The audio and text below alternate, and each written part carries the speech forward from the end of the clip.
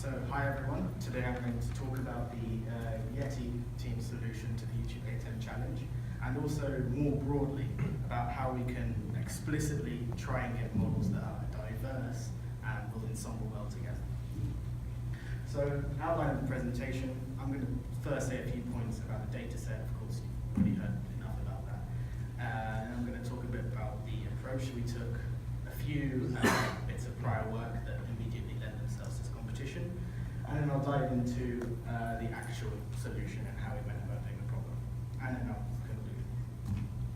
So a few simple points about the competition. So, of course, huge data, 50 years, probably more videos than I've watched in my life, and that has a lot of labels, which are machine labeled, so they are quite noisy, and some of the labels are very rare, so 1 in 10,000, 20,000 videos, and that kind of increases the complexity of the challenge. So we thought that since these labels, it's not like they're describing the objects in the video, it's more describing the intent of the producer, and that means that it's not as simple as simply summing up a list of objects in the video. We really have to find small bits of signal in both the video and audio. And so, as a result of that, we pose two important questions. Firstly, how do we create a set of models that can capture a diverse range of information? And also, is it possible to just train one giant model that can encompass all this information? So, a few things that might instantly seem relevant. You might use LSTMs, multi-resolution CNNs, or there's the other option is to go for a sort of aggregation approach where you really try and collapse the time dimension in the video into a vector that you can classify normally. So there are a few different approaches. There's the standard mean features that are provided by YouTube. You could take standard deviation, and then a few others, region of interest pooling, which I'll get into later. Of course, Fisher vectors, VLAT, RVD, and bag of words, which I'm sure you've all heard of. We also tried things like LSTMs, but because they took so long to train, and at the beginning, we weren't getting great results with them, we decided to sort of go for the aggregation approach. So we actually found that simple models, mean plus standard deviation, was almost as good or as good as any of the complex methods we tried. So, a summary of some of our architectures. The simple mean features network, we just took an L2 norm over the data provided by Google, and then we just had 3 fully connected layers followed by a classification layer. So, a pretty simple model.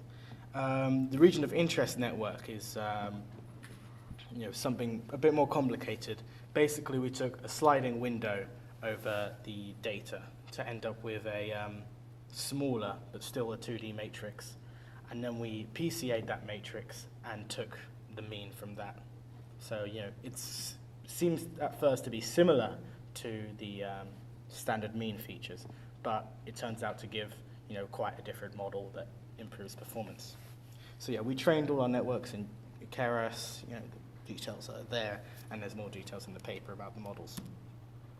Another video we tried, and turns out other people tried as well, was to do this sort of fusion network where you run a separate network on video and a separate one on audio, and then you take the feature layer, you sort of chop off the final layer, and you take the features from both those models and pipe both of those into a third network, which outputs classifications. So this, despite being much more complicated, it only gave a very small performance gain. And yet, when combined with our other models, it still gave an improvement. So, regarding this sort of diversity that I keep talking about, really we thought that the goal when trying to make a large ensemble of models is to really try and focus on getting models that are dissimilar from each other. And that way, when combining them, you actually end up with an improvement each time. So we found that a good way to quantify this sort of diversity is simply to take 1 minus the Pearson's correlation coefficient. And so yeah, we really tried to focus on finding models that maximize this metric with our ensemble. So ways that we found that were good at doing this, one example is simply the network architecture differing, size of layers, stuff like that, which, and also taking different subsets of training and validation data, that's well known, that's standard stuff. What was a bit more surprising is that we found that, for example, varying the amount of dropout in the network actually gave a surprising amount of diversity. And what was even more surprising is that we found that if you have a bunch of models, if you intentionally overfit these models, even though their individual scores are worse, when you combine them, you end up with a higher diversity and you end up with a higher score. So combining these overfit lower score models ends up giving us a higher score. And we tried many other things. Here's a small subset of the things that didn't quite work so well. We tried adding a term to the loss function which penalized the model for its similarity with our ensemble predictions. So we basically tried to force the model to generate different predictions. That was a bit promising, but we didn't really have time to explore it in detail.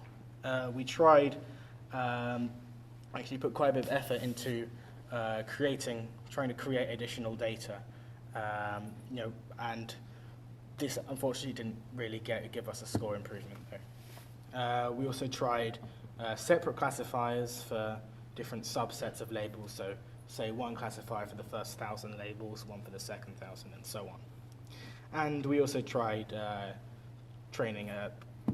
boosting another model on the residuals error of our base models. As you can see on the right here, there are 2 heat maps. One is for the gap improvement when averaging pairs of models, and underneath that you can see the second heat map is our divergence metric between these 2 pairs of models. And as you can see visually, they seem to be quite similar to each other. And actually, if we plot these on a graph, you can actually see that as the diversity between these models increases, pretty linearly, you get an improvement in gap score. And this meant that when we were creating new models, and we created a lot of them, that we didn't have to try adding them to the ensemble and recomputing and all that and calculating gap. We could take 1 second calculation of the correlation, and from that we could instantly estimate what sort of gap improvement it would give us, and that let us iterate through models very quickly. So that leads us to the final ensemble that we used for the competition. We ended up with 21 individual models. The best model was about 82.6, you can see at the bottom there.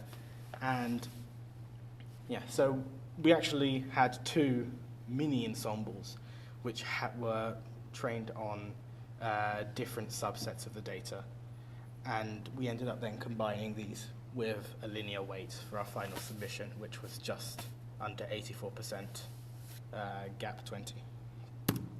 So of course, when you train hundreds of models for an ensemble, it's quite difficult to keep track of it all. So we ended up writing a bit of code which, whenever we would create a model, it would automatically update the results in a spreadsheet online, live. So that really helped us keep track of all our models, and that was quite vital in creating the ensemble that we did. So, some small conclusions. First of all, you can get a stable high-performance solution by creating a wide range of diverse classifiers and then combining these. And we were unable to get that remotely the same performance through a single network. And also that this diversity that we want to try and increase can be increased through some rather unexpected means, for example, by overfitting models or changing the amount of dropout. So yeah, thank you, and happy to answer any questions you might have. So could you compute the diversity for a set of models? Because the formula only has diversity for 2 models. You know, when we actually wanted to compute diversity, we'd sort of compute this heat map here. If we had, say, 4 models, we'd compute the heat map, and we had some code to do that, and we just sort of visually look at that. But really, when you're adding a model to an ensemble, you can just compute the correlation between the current ensemble that you have when ensembled versus the new model. So that didn't really cause a problem for us. So your ensembles were just simple averaging every time? Yeah, so we would have liked to find some better weights, but the problem we had is that computing gap is slow. So of course you can't do a exhaustive search or function optimization over 11 models. So in these 2 subsets of ensembles, we had just plain averages, and we then took a linear combination of those 2 with an exhaustive search. Each ensemble is greedily incremented, so it's an average with the previous ensembles? No, so let's say there's 10 models in the first ensemble. Each one has 10% weight in that ensemble. It's a plain average. Yep.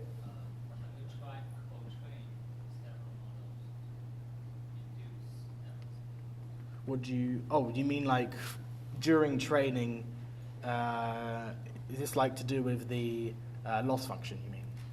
Or?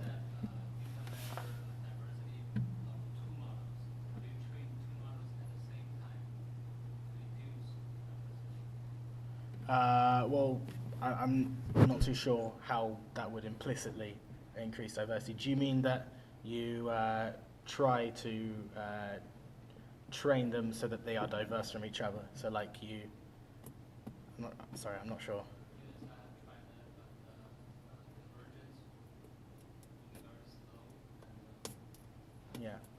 Yeah, so that's what we did find when we did the when we did this training divergent models via loss function. We did something very similar where we would specifically, in addition to trying to get the correct labels, it would also try and give a different result to the other models. And like you said, that had to converge quite slowly, yes.